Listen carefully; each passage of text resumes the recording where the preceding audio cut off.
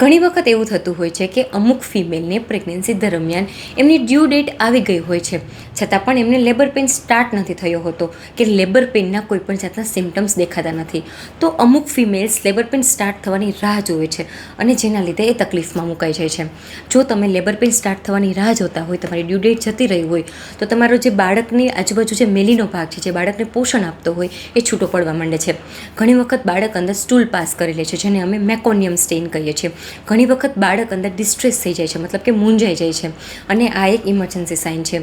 જે ફિમેલની due date આવી ગઈ હોય અને એમને લેબર પેઇન સ્ટાર્ટ ન થયો હોય કે લેબર પેઇનના સિમ્ટમ્સ ના દેખાતા હોય, તો પણ સેમ દિવસે તમારા ગાયનેકોલોજિસ્ટ પાસે જતું રહેવું જોઈએ અને તમારા ડૉક્ટર તમને એડમિટ કરી દેશે.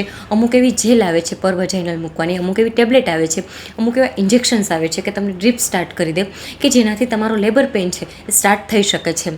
તેથી જે પણ ફિમેલની ડ્યુ ડેટ નજીક આવી ગઈ હોય અને ડ્યુ ડેટ આવી ગઈ હોય અને લેબર પેઇન સ્ટાર્ટ ના થયા હોય કે કોઈપણ જાતના સિમ્ટમ્સ ના દેખાતા હોય, તો તરત જ તમારા ડૉક્ટર પાસે જઈ અને એડમિટ થવું ખૂબ જ જરૂરી છે.